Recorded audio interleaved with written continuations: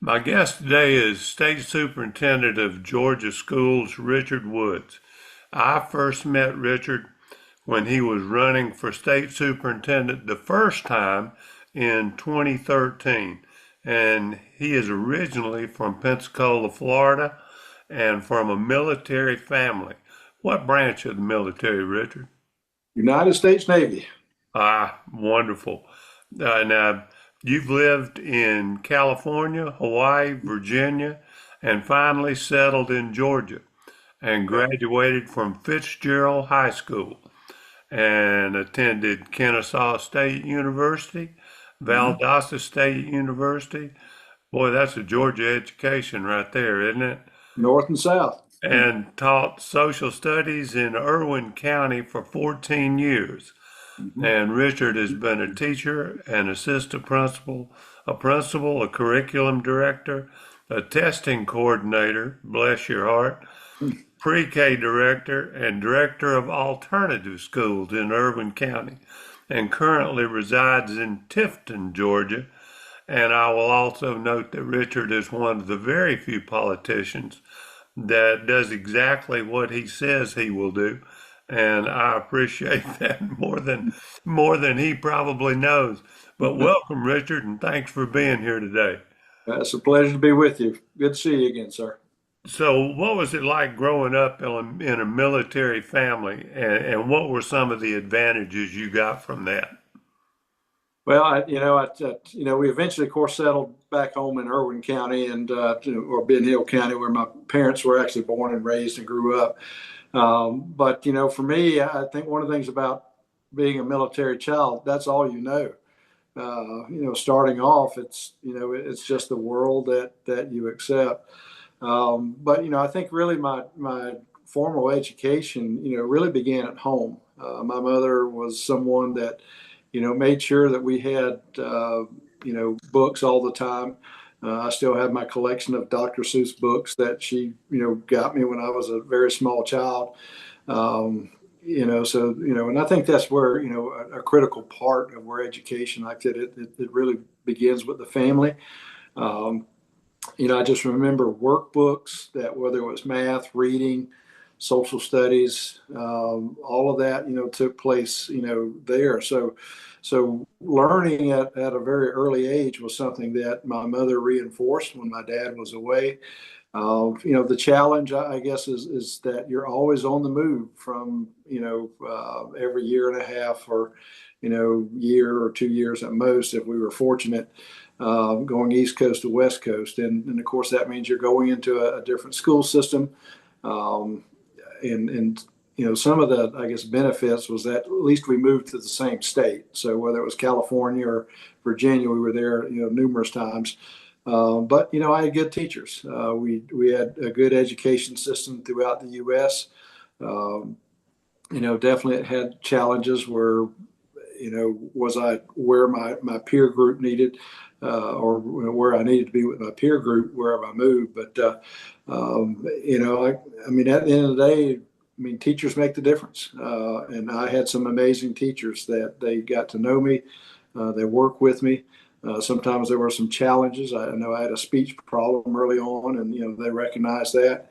Um, I started school probably a little bit early, than what most people would say. Hey, yeah, I'd prefer, but I was on that, that bubble with kids coming in. But just had a great experience. I think the benefit. I lived an American field trip. Things that were kids, get to see things. Um, or don't get to see things, just took place. I mean, Hawaii. Now, I'll be honest. Hawaii was my favorite duty station. That was an amazing place, and would love to go back one day. Um, but just had a good time with that. Of course, I became a social studies major. But when I was living up in Virginia, we were up in Jamestown, Williamsburg, and so a lot of places that, you read about in history, especially our early American history, I was there. Being in high school, for a period of time in Dougherty County at,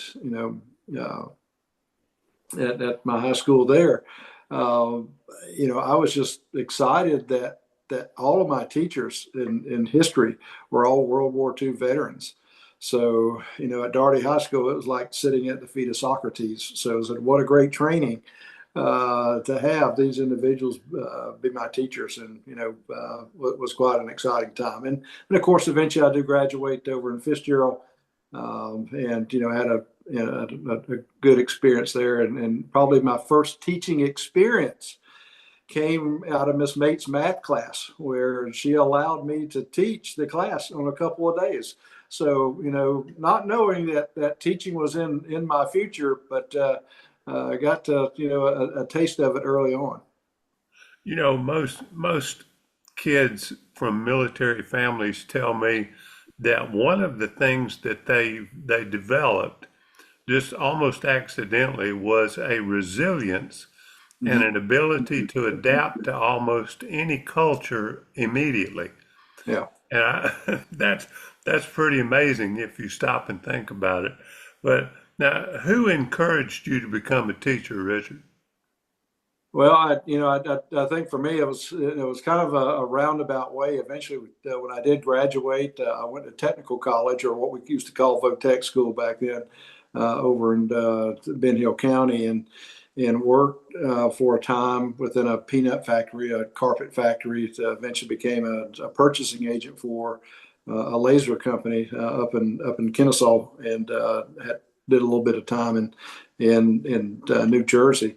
Um, but they wanted me to stay in New Jersey, and it's like, I don't think I want to stay up there. And so I eventually came back, and at that time, really, it was just a lot of prayer to find out, well, what did I enjoy? What did I do? So, I think probably in many ways, I would say it's a God thing. For a long time, I'd always been involved with the youth group, and in Sunday school and Sunday school teaching. So I think that laid some of the foundation pieces, of actually teaching. So, that kind of worked its way in there, that I had some prior experience to working with young people at the high school level, in that capacity. But, you get to a point and figure out, well, what do you want to be when you grow up? And of course, this is, during my early 20s. And I said, well, I really enjoy history. That's, was something, that was the class I enjoyed doing. And probably could have been an art teacher as well. I kind of really enjoyed art, and but landed on history and said, well, I've always enjoyed, teaching Sunday school, working with high school kids. And what a great way that I can, get the best of all the worlds, and eventually actually put a lot of art into my history class. So I would probably say that in many ways I was teaching, art history, in many ways. So, had a good time with that. But that was kind of the door that opened up a lot of, or several, factors just kind of, drew me into that. And also, I'd love, sports as well. So, I did become a coach as well. So that put all the things that made me happy in one location, and that was teaching. That's great. Now, after 14 years of teaching, you decided to run for state superintendent. Yeah. What were the circumstances that led to that decision? Well, I think, in capacity, I say after 14 years of teaching and 8 years in administration. So that was 22 years working in the system. And I think that for us in education, it's always about the kids. What do we see about the kids, and doing what's best for the kids. During George W. Bush administration, we had a movement during that time. You know that they kind of launched out of D.C. and with that, what we began to focus on was, hyper accountability. And again, nothing wrong with accountability. I think, we want what's best for our kids. But what I did notice during that time period, which kind of rolled into, I guess the No Child Left Behind era, and with the Obama administration, one of the things that became very prevalent was just the constant talk that where kids became numbers, they became, points on a data sheet. Uh, we lost that personalization of education. We lost that contact where, all we talked about was the test. And I say that as both a teacher and administrator, that it was about the test, the test, the test, the test. Of course, back then we looked at something called annually, yearly progress. Um, and, eventually by 2014, that every child we were going to have 100% passage rate. And also within Georgia, another thing that disturbed me was that we said that every child had to go to a 4-year university. They had to have a 4-year degree. But recognizing that that's not the way the real world works. We need all forms of education: military, going straight into the workforce, technical college, university system. I mean, there's a place for everyone. I jokingly tell people, I said, the day that I had to get my windows replaced, I didn't call my college professor. But there's a place for everyone. But you want to give kids, the chance to pursue their passion. And I think for us in education, one of our main roles is to expose them to things they just don't know, giving that insight.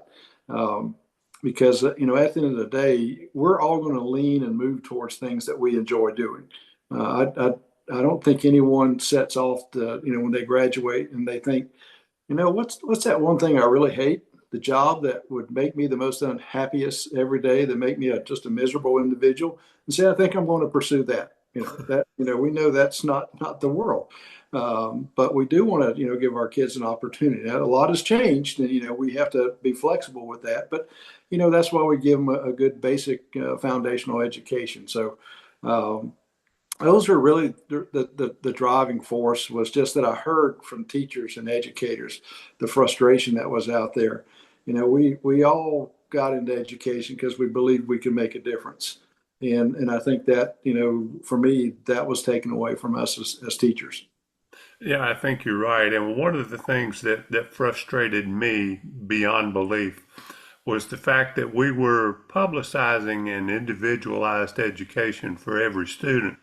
And the way we went about that was to standardize the way we taught Yeah. for every child. And Mhm. I never could quite reconcile that in my own mind, much make anybody else believe it. But one of your first promises, when you were first elected, was to reduce the number of standardized tests required in Georgia, and you've been successful at that. Yes.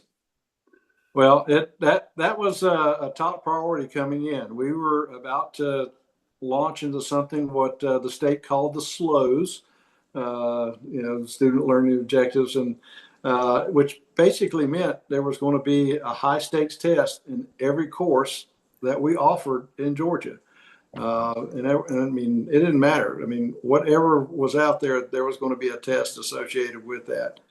And that was one of the things I worked with Senator Tippins, and we felt that it was going to be a tough battle, and definitely it was. But I think common sense, and as people began to really think about what are we about to step into, uh, I think maybe that light bulb came on for many of our legislatures. Our governor just said, "This is, this doesn't make any sense."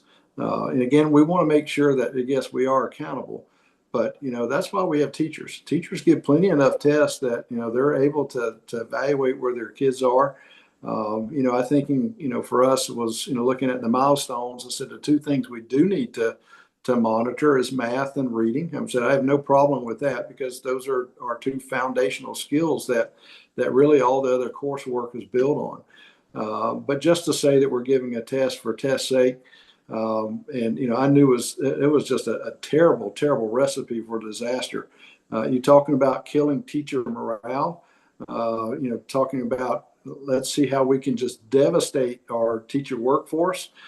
That was the way to do it. Because at the end of the day, we're looking at even teacher recruitment and retention today.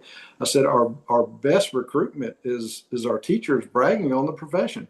If you get them bragging on the profession, then we're going to be in good shape. But if you got them leaving and telling their young people, don't become a teacher, that's very problematic. It is, and you know that leads me on to another question: is what initiatives do we have in Georgia to not only retain the teachers we have, but to recruit new teachers to eventually take their place? Yeah. Well, I mean, this year we launched something called Teaching the Peach, and it was led by my current chief of staff, Christy Todd, who was our statewide Teacher of the Year and top four finalists for for a National Teacher of the Year. So I couldn't think of anybody better to lead, the initiative than someone like her. And of course, one of the things with Teaching the Peach, we really a lot of this begins with attracting young people into the profession. So we have a statewide signing day. We elevate it just like a national signing day for, a D1 recruit playing football, baseball, basketball, soccer, whatever there. So, we're trying to say, hey, this is a big deal.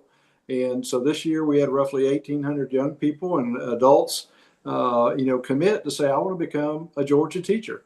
And that really sailed off. We have a website, Teaching the Peach, so you can just type in Teaching the Peach, and it really markets, what education is about. It lists a lot of the positives of if you become a teacher. These are the benefits that are out there. So a lot of times we tout the negative, but we have had some good raises. Our retirement package is second to none out there. The benefits of actually being, when we talk about becoming an influencer, what a great influence that you can have on young people. That not only that when they graduate, they get a great career, but they can make a difference, for us within our state and their communities. As we think about the support system, training our leaders, our principals, they really set the climate, what goes on in the school. I think one of the things we looked at is that many who leave the profession always, a lot of them point back to just poor leadership, setting a climate that is not conducive. And I think, the culture creation, and I've seen that as a leader at the Department of Education, is extremely, extremely important. Having a principal that knows knows that pulse of his staff, knows what's making a difference, making those right decisions. I always use the example that if I were, a basketball coach and everybody on my team, their first name was either LeBron or Michael, I said, on paper, I should never lose a game. But if I'm out there making all the wrong calls, as the leader, as the coach, then Michael and LeBron are going to look like Richard trying to play ball, and do not expect to win any games, from that end. And so I think leadership, development, looks like that, but also leadership, in the classroom. Preparing our teachers to make sure that they are prepared. We're working with the university system because that's who basically trains our workforce. And I think they've got to look at the model in which they use to prepare our teachers. And I think incorporate leadership training in that, setting that culture within the classroom. There's a reason that you have a favorite teacher.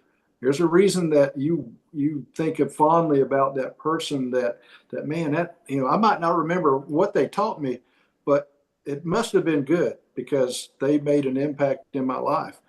And, so I think that's, very critical. What does that classroom look like? Probably the number of people students that I had to send to the office, I can count on one hand in 14 years. How are you engaging? How are you relating? Those are key things that we look at that probably I would say is educational soft skills that we really have to focus on. But, we're working with our university system to let them know what we are doing. Also for our new teachers and teachers in general, we are providing resources and developing resources that have been developed by teachers at the DOE. So anytime we look at our standards, we've been a lot more purposeful about, the content that's there, but also making sure that our teachers are prepared. And especially, I think we look at math and we look at that English and reading that now we're rolling out.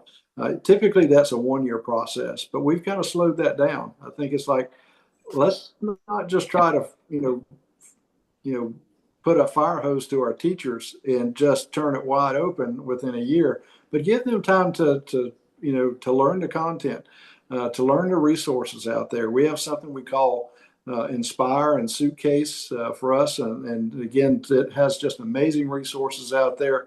Our teachers don't have to worry about unpacking the standards like they did with Common Core. We've really made it, something where they can come in. It's like, I'm ready to teach.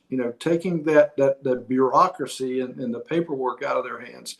And finally, I think one of the things too is that we've looked at a new, um, and I won't say, a lot of, in the past we've always talked about an accountability system, and I would say it's really a coaching system that what we're looking at now, that we're looking at teachers and leaders, but recognizing they're not all on the same page. They're not moving as a herd. A first year teacher has different needs than a 10, 15, 20-year teacher.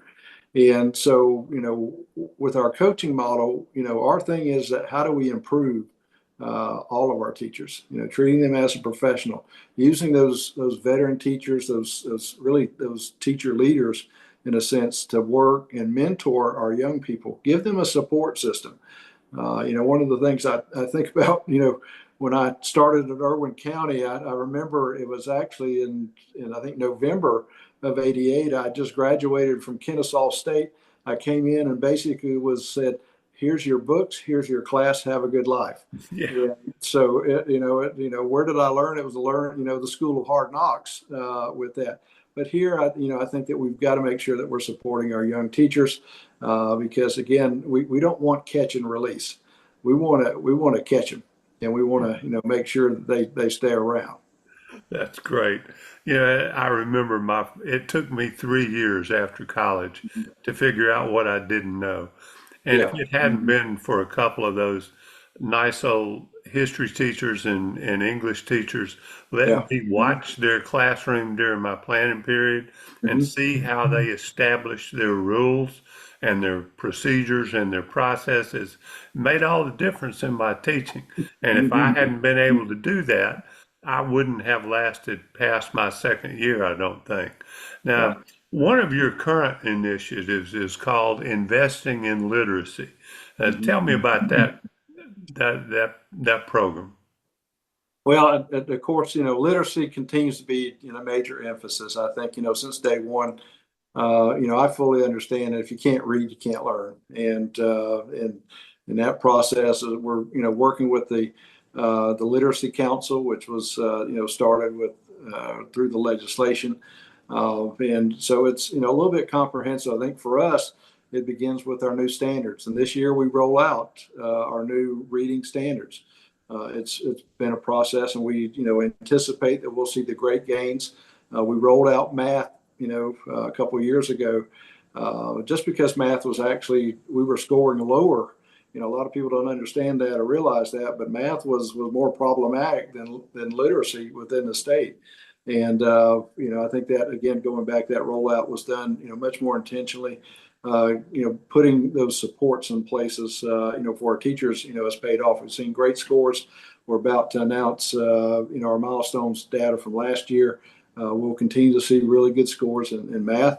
And so, with that, we expect to see the great gains, in reading this upcoming year and the years to follow. So, definitely leading that. Looking at, having a screener that we can all use that's tied to our standards. I think, one of the things is not waiting to the end of the year. I mean, milestones is nice, but to be honest, that's kind of the autopsy report. I mean, Yeah, it is really the box score at the end of the game, and we know that the box score is good, but if you want to find out what took place, you've got to look at it, inning by inning or quarter by quarter to see what are some things that are changing. So. We're looking at that, looking at our teacher training. We've really kind of heightened that up. Our team, whether that's both math and literacy, we're out in the state working with teachers. This past year in our school improvement team, we actually had an initiative where we put 60 coaches in really our lowest performing schools. And I think we've seen some good results with that. A lot of that, it's just preliminary, and we're just getting that back. So we're finding out, some things that are working in the area of literacy. It's going to take a little bit of time. If people are expecting that to come up, then that's a challenge. There was a thing called COVID-19. Not making it, using that as an excuse, but it is just something we dealt with. A lot of kids, and especially some of these younger ones, they just weren't in school. And to be honest, if you're not in school, you can't learn. And we found out across the state, and one of the things we're looking at as well is that at the height of the pandemic, and a year or two beyond, I mean, we had roughly a 23% chronic absenteeism in the state of Georgia. Well, you're almost talking about a quarter of your kids Yep. who were not routinely in school. So you're thinking, is that going to play a part on our test scores? You bet, it is. But we're working, comprehend. When we talk about literacy, that's one of the things we're looking at as well. Is that how do we look at making sure our kids are in school so they can learn? And we did see, a slight drop. I think we're about 19%. Chronic absenteeism this past year, but 19% is way too high. I think we go back to 2010, 2011, we were, around that 10%, and that's definitely a lot more manageable than what we see when you're up to almost a quarter of your students. I am really happy to hear you say all that. Now, I do want to ask you one other thing. I read with great interest your Student Bill of Rights. Mm-hmm. And that's an excellent idea, by the way. Have you thought about the same thing for teachers? That is something we are considering. I think we wanted to start off with the kids Yeah. since that's first. But I would say that one of the things, if you look within the Student Bill of Rights, there's a lot of teacher emphasis that's integrated inside of these points. In fact, we'll actually be coming out pretty soon with something that will, I think, catch the eyes of some of the teachers we look at because they are. I mean, it is part of the process, and I think trying to say, what does that look like? Now that eventually, I think, could evolve into that. We're again just trying to look at messaging. What does that look like? But this year, we really wanted to focus on students, and Sure. this was kind of a tie-in that this is our nation's 250th anniversary. So even though I would say that the Bill of Rights is associated with the Constitution, but it's still all American. And I think that as we look at especially the Declaration of Independence, kind of the motivating factors, like, you have certain unalienable rights. And I think for kids, this, if you had to make the change from the Bill of Rights, this is their unalienable rights as students, something they all deserve, something that every child, and I don't care whether it's private school, homeschool, public school. These are things that every child deserves. As far as putting them, and setting the table for success with that. But we'll be, everything we send out this year. I think one of the things that people will see is that it will be tied to one of those Bill of Rights. One of those rights that we have listed. We want to reinforce that, and again, be very intentional with that. But also with teachers, I have not forgotten about them. I think we talk about teachers, we talk about students, and they go in hand to hand. I mean, that is where success begins and ends. It's not the front office, it's not the central office, and it's not the state office, but it's down there in the classroom. I used to remind my teachers that never once did I administrate a kid to graduation. Yeah. So, now, I also noticed that you're talking about funding equity for schools. Mhm. And now, amen and pass the ammunition. That I've always thought that property tax was a strange way to fund schools because of the inconsistencies from county to county and system to system. And I'm guessing that your equity program is finding something in addition or in place of property taxes to fund education. Well, definitely, I think we've had some talk about a fair tax or eliminating the state tax. I mean, I think there are things you can look at where you can target taxes. We do have within the hospitality a lot of tourism, so it's like, well, maybe these people that are visiting our state, they can help us pay for that.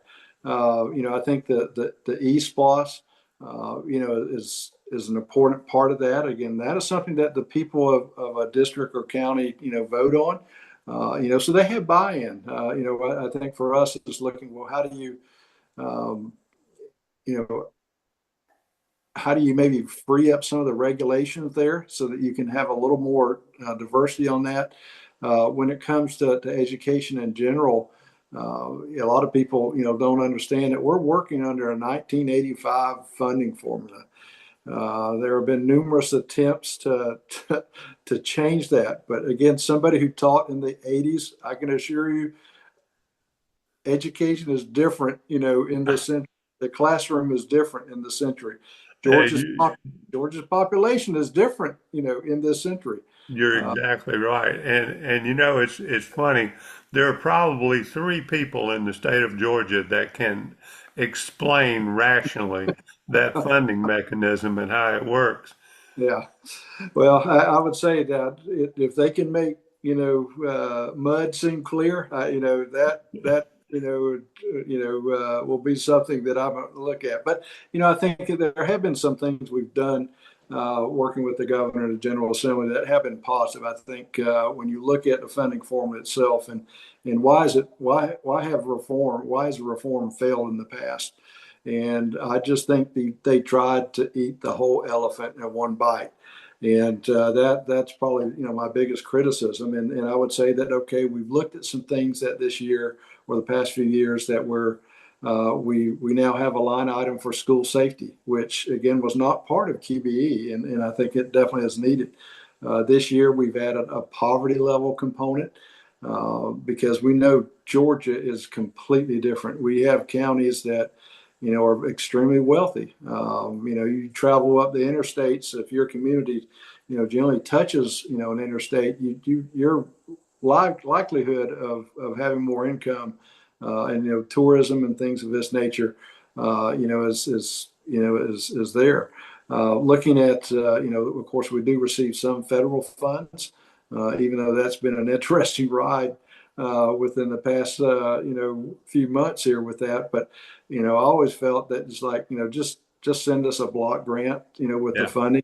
We will figure it out because I assure you, as I meet with other states, our needs are completely different. I mean, you go out in the Midwest or the West part, and you have school systems that deal with the Native American population, not something we deal with in Georgia. Generational poverty that we deal with here, has been long standing. And I just think we can come together. But with the tax system, it'll be interesting to see what that reform looks like. I've always been somebody who supported a fair tax or something of that nature where we just have it and it takes a lot of the complication out of it with that. But I think when we talk about taxes and where we are today, and people say, well, what's the one thing that keeps you up at night? I mean, outside of definitely school safety, for me, as I look at our national debt, I mean, we're right now we're what, $37 trillion Yeah. in debt. 50 cents of every dollar goes to service that debt. And I'm thinking, man, if I'd had that 50 cents back, we would lack nothing, Yeah. for us, nation. We could take care of our folks and help support education in a meaningful way. But that's, again, Washington, D.C. continues to be kind of a burr in the side as well. I Well, could listen. hopefully that's going to be lessened a little bit here in the next few months. I hope so. I would like to see the money spent, the money we send to the Yeah, USDOE spent here in Georgia completely and not such a large percentage on uh, USDOE bureaucratic salaries. Yeah, well, like I said, I mean, for us in Georgia, like I said, I've always been, and I've been kind of an outspoken opponent of the feds, in education. I mean, constitutionally, that's not something that's outside their realm. They really have no constitutional right to education. But I figured just give us a block grant, send us the money, and we can move it around and to serve our students, in the best way possible. Allow us to, decide what does the test look like for Georgia, and I would say that as you look at since the creation, of the cabinet level Department of Education, how has it improved education one iota in our nation? And Well, like, it's fulfilled the role of most bureaucracies. yeah, It's cost a lot. yeah, yeah. And that's about it. But legality and Washington don't often have a lot in common, do they? Yeah, nor common sense. Yeah, that's it. That's it. Well, Richard, listen, I appreciate you being here today. And, if there's anything I can do to help your candidacy along, then you let me know, and I'll see what I can make happen. Well, I appreciate, just giving me the opportunity to come on. And, campaign season is, kind of ratcheting up. Usually it's after Labor Day and, that year. And, we're looking forward to, serving the people of Georgia once again. Past two elections, I've been blessed with more votes than anyone in a contested race throughout the state. A lot of good things are going on. I think about, we do unfortunately have some opposition in the primary, but I think one thing you look at is that look at the record. You know, Well, we will do but what we can to encourage people to continue that winning streak, Richard. that's it. Well, I think President Trump says, "Are you tired of winning?" Well, uh, Not and being an yet. old yeah, and being an old coach, you never get tired of winning. That's right. Well, Richard, thank you very much. Well, I appreciate it. Good to see you again, sir. Good to see you. Have a good day. All right, thank you.